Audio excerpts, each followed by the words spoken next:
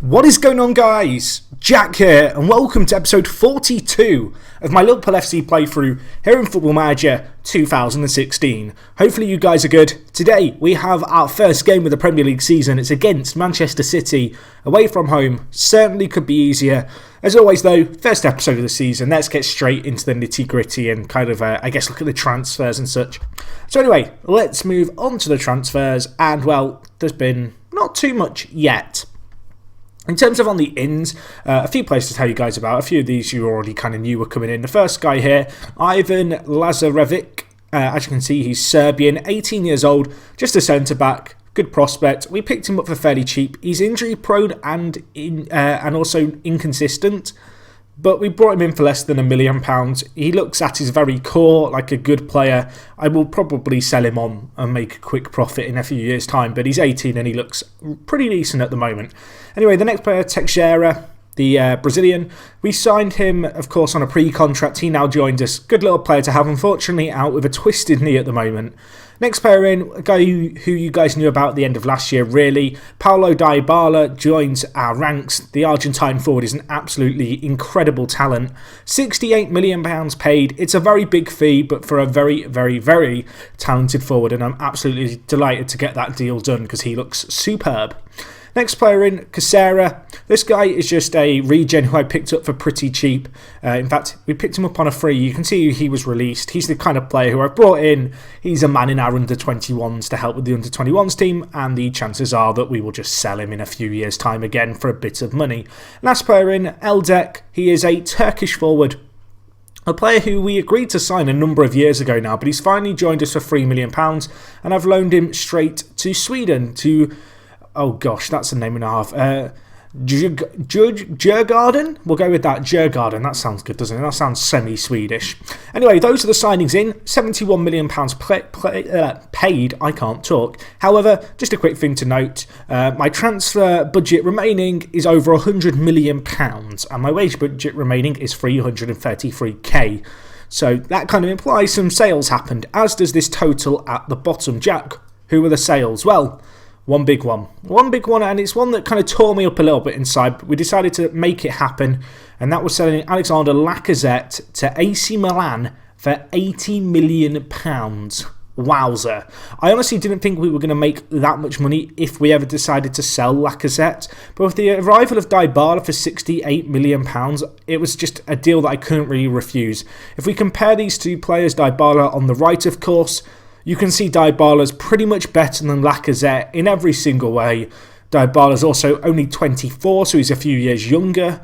Dybala has better consistency, or at least that's what my assistants are saying. He's kind of got, really good mentals, good big matches.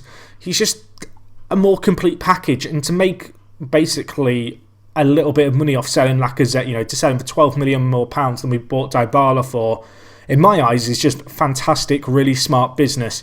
Whether or not Dybala hits the ground running, I guess, will determine whether or not it was a really good transfer or one of those ones that kind of doesn't quite come off. Anyway, the next sale, £12 million, a player who I've not really talked about too much in this save, Sheyi Ojo. Some of you guys may remember him from my Football Manager 2015 save with Lewis FC. If you never saw that series, I definitely recommend checking it out, particularly if you're new to my channel and you kind of enjoy my video style.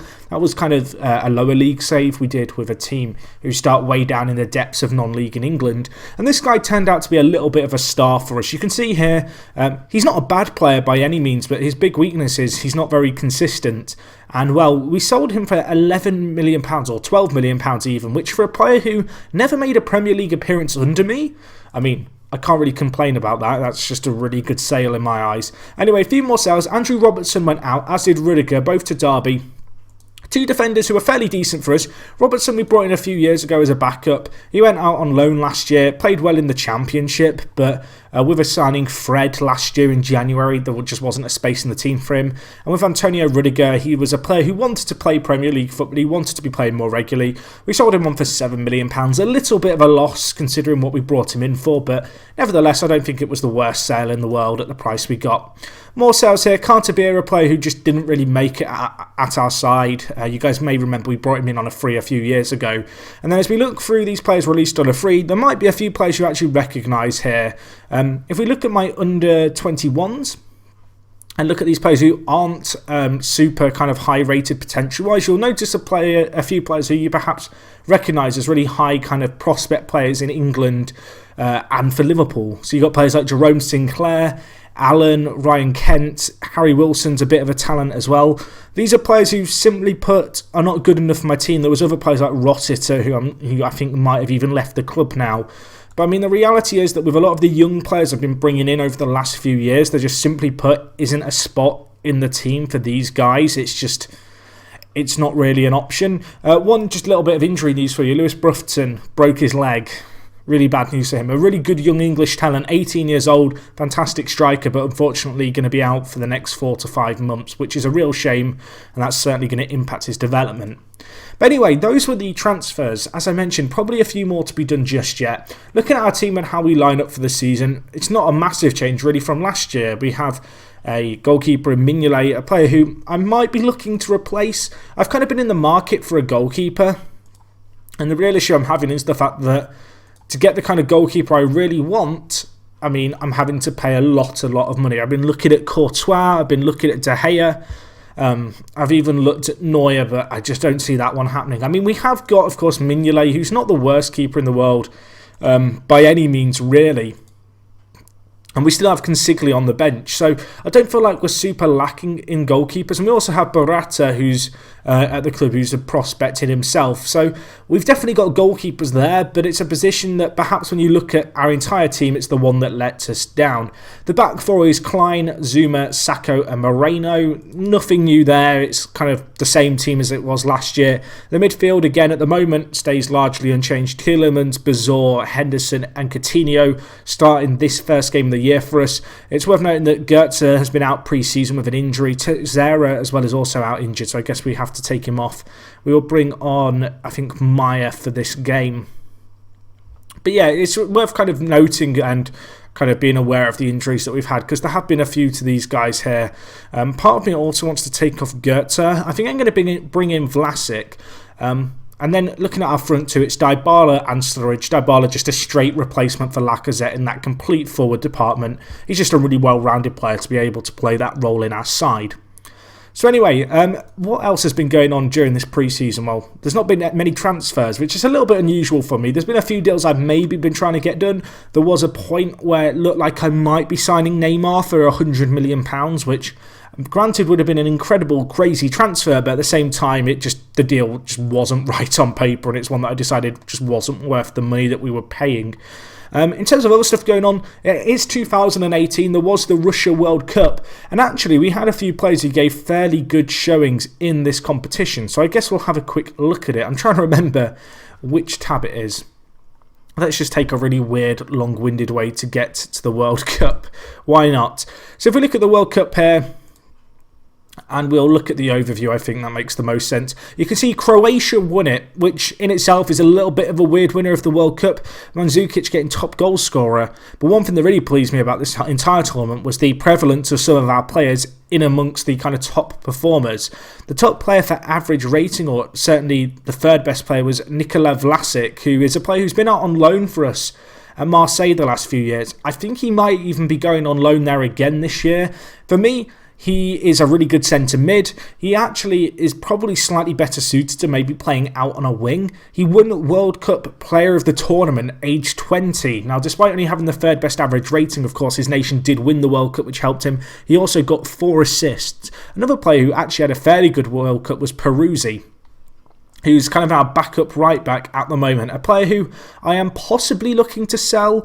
We've had a few bids come in. They've not quite been to the valuation that I'm hoping to get for him, particularly given the fact he had such a good World Cup. I'm hoping we can milk as much money really as possible out of him. If we look at the top goal scorers in the tournament here, you can see Daniel Sturridge with 4 goals. Joint kind of second top goal scorer in the entire thing. Played slightly less games than a few of the players who finished above him. On the assist charts, Vlasic, as I mentioned, was up there. He was the only player for us. I have looked at signing Raheem Sterling, as controversial as that might seem with the money we have. Just not been a deal that's really been viable. Diego Alves had a pretty good tournament, only conceded the 1 goal and also had 4 clean sheets, but unfortunately Brazil crashed out fairly prematurely, I think, in the quarterfinals, despite only conceding 1. I'm trying to think if there's been any other kind of crazy players. I mean, you can look at stuff like the key passes here, and Vlasic's up there again. Philippe Coutinho had a fairly good tournament. Looking at the average ratings, you can see Vlasic was there. So was Daniel Sturridge. We had a few players who really turned up. Peruzzi also there with 2 man of the matches for player of the match. Granted, he also got a fair few yellow cards.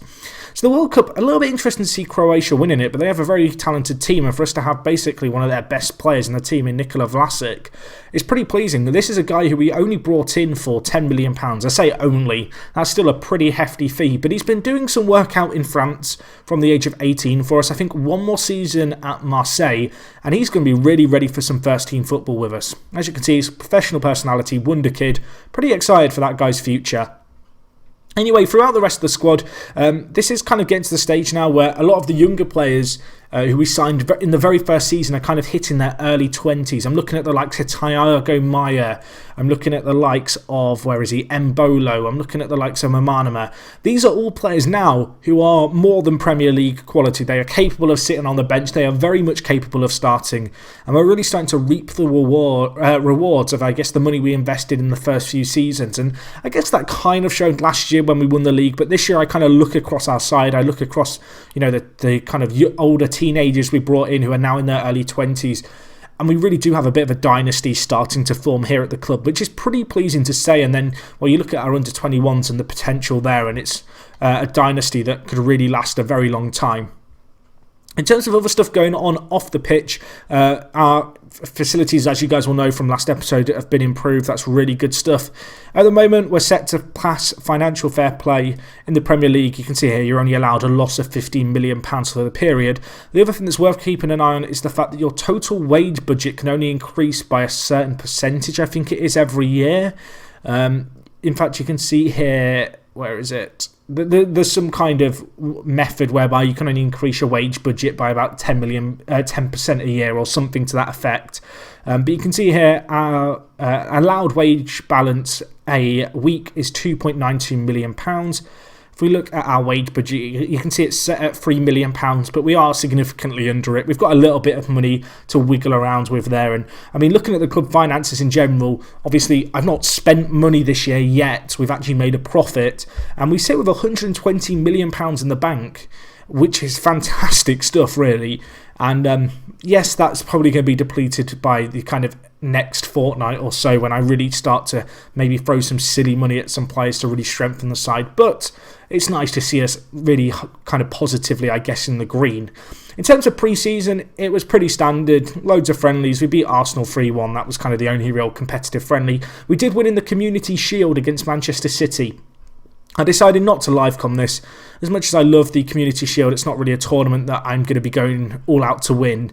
As you can probably imagine, there were players that I rested because they weren't 100% fit. You can actually see Teixeira got injured in this game, I believe, or I think he got a knock which led to his injury. But looking at the stats in this game, we did dominate it. It was at Wembley against Manchester City. We, of course, played Manchester City again today, a week later. Going to be looking for a very similar performance today. So anyway, that's kind of where the squad's at. We're in a really good place. I don't feel like we're much weaker than we were last year. Yes, we've sold a few players for pretty significant money, really, but I think the replacements for those players have now kind of come from our younger players who we signed very early on. Lacazette, going to be a miss for us this year. He was one of our big performers and one of the best players in our team. But I think in Dybala, we have a more than capable replacement who's younger, is hungrier, is just a flat-out better player, and, well, we got for a better price. Anyway, let's get into today's game. It is the opening game of the Premier League season. It's going to be the lunchtime kickoff on the Saturday. Looking at the projected team here, Aguero, Sterling, Coke, Torre, Douglas Costa, Danilo, Maffeo, Company, Stones, Zabaleta, Hart. Not a really vastly changed City side, really, to say we're now in our fourth season, but it has a few players there who kind of stand out and are probably improvements on what City have to start the year. In terms of our team, pretty happy with where we are. I think Bazor and Tielemans really developed last year, more than I expected perhaps. Bazor, the 21-year-old, we had some big bids come in for, and actually that's something I've not talked about. We had some massive bids come in that I rejected. Tielemans, we had a £60 million bid for. I decided to reject that. I think he's worth keeping at this point in his career. He's only 21. Coutinho, I had a bid of just shy of £70 million for him. I decided to reject that. I've kind of realised that we have like £100 million in the bank, I don't really need to sell any of these players, and I'm really going to struggle to kind of, I guess, fill the voids that they leave behind. Sturridge had a bid of, I think, 50 million for him. I think that was it in terms of bids. There were a few others kind of scattered around for players like Maya, where Juventus were interested, as were Real Madrid, but we kind of, parred them away, I guess, and said they're not for sale, and, well, teams heeded our warnings. But all in all, team's in a pretty good shape here. I think I'm going to switch Henderson and Bazor around, just because Bazor's slightly better defensively. But this is the team. Pretty happy with it. We are away from home against Man City. It'd be great to get our title defence off to a flying start this year with a really good performance. Goetze, as I mentioned, not 100% fit, but we're still a very strong team without him. And yeah, I'm hoping that we can get a good result today. It is, of course, worth noting this is our first time trying to defend the league title. The board expectation for the season is to win the league. They want us to reach the Champions League quarter-finals, and they expect us to reach the semi-final of the FA Cup. So there certainly is some expectation on our shoulders. And as some of you guys will know, perhaps, who have been around on my channel for a while, I have not the best rep, and if you've watched my streams, you'll know I don't really have the best rep for defending my titles the very first season. There's been a few saves that stick in my mind, stuff like the Wolves save, for example, for you guys back in FM14, where we won the league and then we just couldn't defend it, and I almost lost my job, and we had to settle for kind of third in the league. I do feel like this year we're in a very good position to keep up kind of our form from last year and just keep it going. There's not been any massive changes to the side. I very much stuck with the players who won us the title last year. I'm pretty kind of faithful, I guess, to them, and I do think they've got what it takes. But it's going to be a challenge. As I mentioned, we have got £100 million to spend. That's a bloody lot of money. I guess the dilemma for me really is, do I want to splurge it all on kind of one player like a Neymar? Do I just want to, throw all my money at a world-class player and add some instant quality and perhaps overpay? Or would I rather focus on youth? And normally I'd say, well, I'd rather focus on youth because it seems like the logical thing to do. But because of how strong our under-21s team is, there's that kind of voice in the back of the head that's, telling me, Jack, you want to spend £100 million. Imagine how good it would feel. And it's pretty darn tempting. But anyway, looking at this game, it is 0-0. Man City perhaps having a little bit more of the play, perhaps expected with them being at home, but we do have possession of the ball at the moment. We did. We've given it away now. Aguero coming forward, cannot find a finish though. Hits it way over. Looking at the stats, we had that chance early on. I think it was a Sturridge effort. Since then, City certainly coming out on top in this game. You can see, looking at the stats, it's not been great for us. Granted, City having a lot of the ball in their own half, so I want us to keep applying pressure. We're happy to let them have possession in their own half, but we do want to try and, force a mistake out of them. But anyway, they're on the attack here. Douglas Costa out wide. Going to be looking for options in the middle. Oliver's there to Yaya Toure, and it's a rebound for Sergio Aguero, and he does not miss from 10 yards out. And we move bottom of the table. Tragic stuff. Not the best start to this game. Part of me wants to immediately change to a wider system. We've got a kind of real degree of flexibility, I feel, in our team, and I kind of want to use that from the off here as this highlight load. So you can see Oliver here lays it off to Yaya Toure, has the shot. Mignolet perhaps should do better, but Aguero first to react. Someone, Klein, a little bit slow there, my friend. Kind of back him to spring into action there, but he didn't for us. So yeah, as I mentioned, I think we're going to change our system. The question is, do I want to go for a more conservative 4-1-2-3, or do I want to go for the 4-2-3-1? I think to begin with, we're going to go for the 4-1-2-3. We'll see how we get on and kind of go from there. But yeah, we have a strong team at our disposal. I'm going to go with Daniel Sturridge cutting in on his left foot, Coutinho cutting in on his right foot. I think that's the way we're going to play. Kind of suits us. And we'll see how we get on. Not really a massive change to player roles with this shape, other than kind of in the final third. Our defenders and our midfield, pretty similar really. The only real difference being the more defensive sentiment drops deeper to make a more kind of, what's the word? A more kind of visible shield, I guess, to our defence. He's going to start a lot deeper rather than perhaps dropping off like a midfield centre set to defend will. And then out wide, of course, we then have options in the two inside forwards in Coutinho and Sturridge. So we'll see how we get on here. Dybala bringing the ball forward, solo run, looks at the pass, intercepted. I thought he was just going to work a moment of magic there. He is on his Premier League debut, Dybala, today, so it'd be nice if we could have some magic from him. At the moment, only a 6.3 rating. Not great. I'm going to make a little change here. I'm actually going to move Coutinho to a advanced playmaker attack. And then we're going to switch Sturridge to an inside forward attack too. We're going to throw, forward a few men. Going to go a little bit more adventurous in the final third. Really want, Sturridge and Coutinho to get forward and have an impact on the game, I guess you could say. Looking at the stats, I do think since we've made that change, we've perhaps created just a little bit more. Always tough to judge when we're playing on kind of key highlights only, but from what I can tell, we're doing okay at this point. 20 minutes left, probably time to think about making some changes. The question is, where do I want to make those changes? And I think the change I'm going to make is, what do I want to do? I'm going to take off Bazaar, just because he's struggling a little bit, and I'm also going to take off Henderson.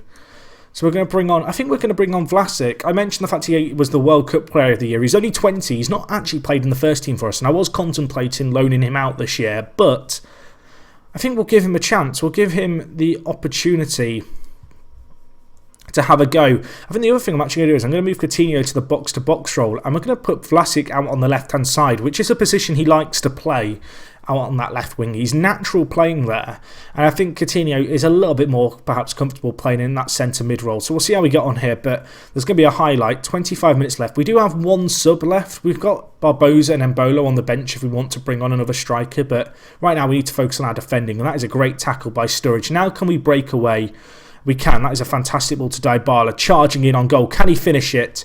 No, he can't. You could tell, air of expectation, £68 million worth of player running in on goal, and that finish just didn't quite live up to the price tag there.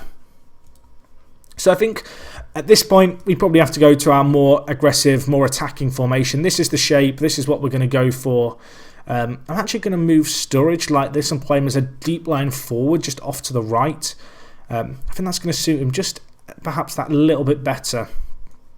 Probably makes also a little bit of sense just to move around Maya and Tielemans. Play Maya as a ball-winning midfielder on the right-hand side, just because he'll help fill in this gap and kind of charge down the ball if need be.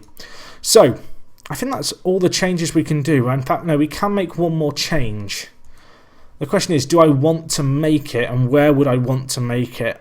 Part of me almost wants to take off Coutinho, but we don't really have that alternative on the bench. Tielemans is struggling with fitness. I think what I'm going to do is I'm actually going to move Dybala to advanced playmaker. I'm going to move Coutinho to the deep line playmaker role, and then we're going to bring on... Do I want to bring in Embolo or Barbosa? This could be the decision that decides the game.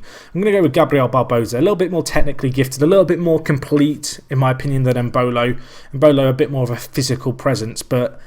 Well, there's not long left of this game. We've got to go overload. We've got to go full-on YOLO. 5 minutes left.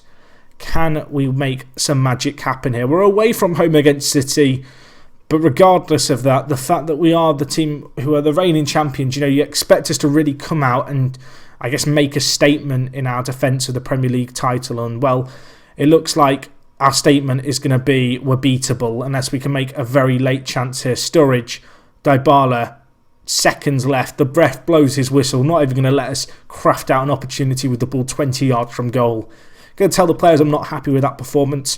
We've got £100 million to spend. That performance makes me think it's probably worth spending. Vlasic made his debut, only averaged a 6.7, but I don't think that's really fair because he did come on off the bench. But anyway, that's going to wrap up this game, guys, from me. Hopefully you enjoyed this episode. I actually feel like this has been a really good start to the season, kind of commentary-wise.